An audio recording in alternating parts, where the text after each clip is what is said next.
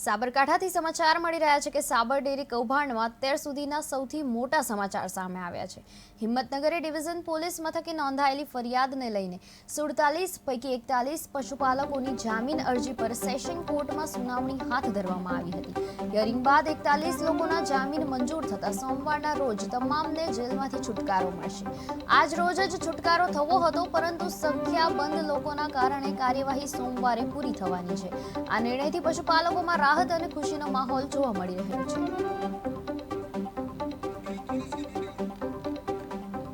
સોમવારે તમામને રાહત મળશે। સોમવારે જેલમાંથી તમામ પશુપાલકોને છુટકારો મળવાનો છે અને સાબર ડેરી કેસમાં સેશન કોર્ટનો આ મોટો નિર્ણય સામે આવી રહ્યો છે। સાબર ડેરી કેસમાં સેશન કોર્ટે નિર્ણય લીધો છે કે 41 પશુપાલકોને જેલમાંથી છુટકારો મળવાનો છે। 41 પશુપાલકો સોમવારે તમામને જામીન મળવાના છે અને જેલમાંથી તેમને છુટકારો મળવાનો છે।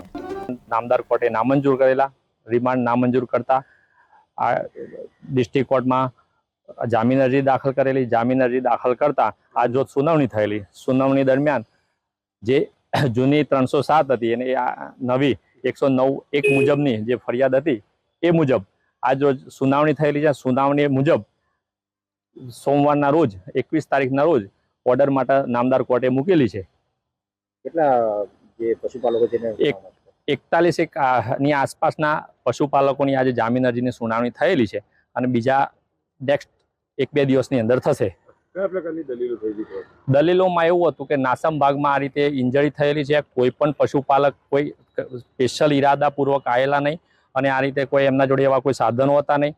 આઈન એમના હક માટે આવેલા અને દોડ ભાગમાં એવું બનેલું, એના કારણે આ વસ્તુ બનેલી છે।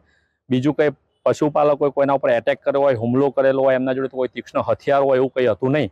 એટલે આમાં 109 છે એ મુજબનો ગુનો બનતો નથી, એ રીતની અમારી દલીલો હતી। અને આ બધા પશુપાલકો છે, આ સામાન્ય માણસો છે, એમનું 50 એક આરોપીઓ જોડે 50 બધા જાનવરો પશુઓ હોય છે। એટલે એ પશુઓનો આજે બી આટલા દિવસથી